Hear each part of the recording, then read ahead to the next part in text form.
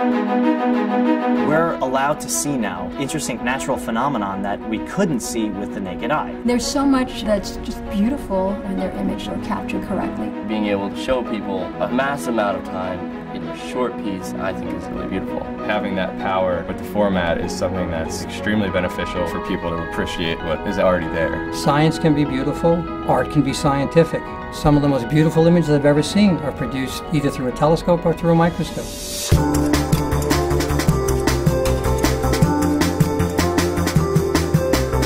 At its heart, the microscope will basically allow you to see something that you cannot see with the naked eye.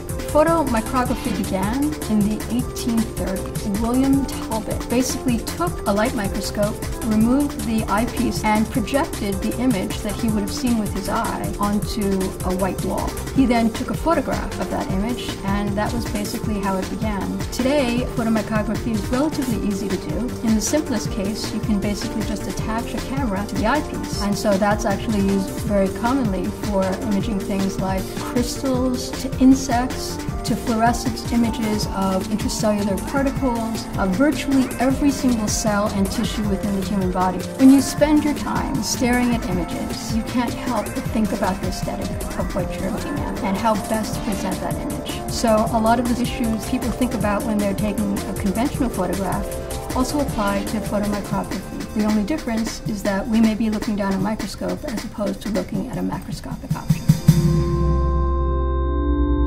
You can photograph the moon, any of the planets in the solar system. You can photograph the sun, stars, galaxies, the biggest and most numerous objects out there.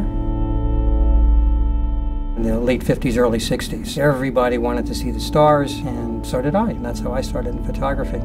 Most of us are using full spectrum cameras like a Canon or a Nikon DSLR. In the case of the Hubble images, they're looking at narrow band filters of iron, sulfur, oxygen, hydrogen, and trying to pick up the light from different nebulae that are fluorescing in these narrowband colors. The sheer art of the images, the colors, the dynamic range, and the shapes and the beauty, that's one level of attraction. And the other one is the science, the knowledge those same images provide. They teach us things. The photographs and the general study of the night sky shows us our true place in the universe as little tiny things of not much consideration or significance. Basically, by looking back out into space, we're in a way looking back at ourselves. The element that draws you into slow motion is it's a moment that slows down the action and presents it to you in a much more clearer fashion.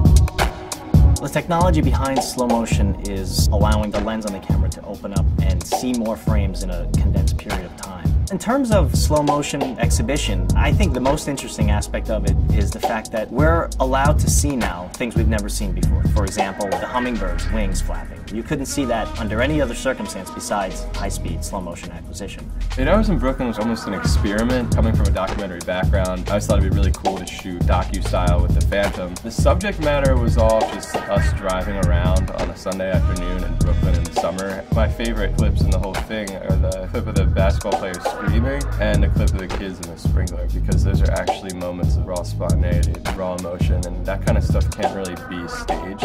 In India, we shot a festival called Holi. It's a celebration for Indian culture. It's just these beautiful colors and things being thrown around. It's really awesome to just see people coming together in this atmosphere where without the colors it's very depressing, but once the colors go in the air and the smiles are on people's faces, it was a very spiritual experience. I think why I love shooting slow motion so much is because it adds this beautiful aesthetic to where people actually want to look. I'm just passionate about making people aware of the beauty of life.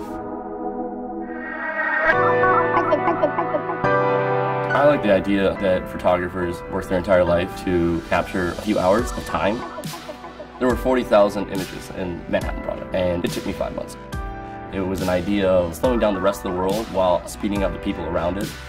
When I first moved to New York City, it was extremely intimidating. The grandiosity of it, there's so many talented people, there's so many things happening that it's hard to feel like you're anything better than anything else. You want to do something big and you're going to make it, and you get here and you feel like a tiny little speck.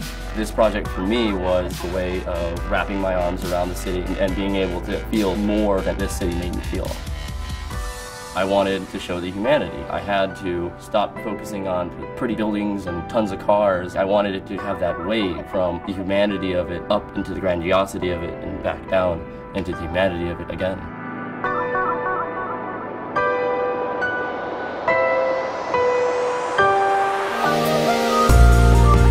What the camera allows us to see is what people call the beauty of nature or the symmetry of nature. New technologies allow us to see things that we could never see before. What that appeals to and what that speaks to is just the curiosity of the human mind. I think it's cool for people to see things they've seen so many times before, shot in this different format, and get people to appreciate what is actually already there.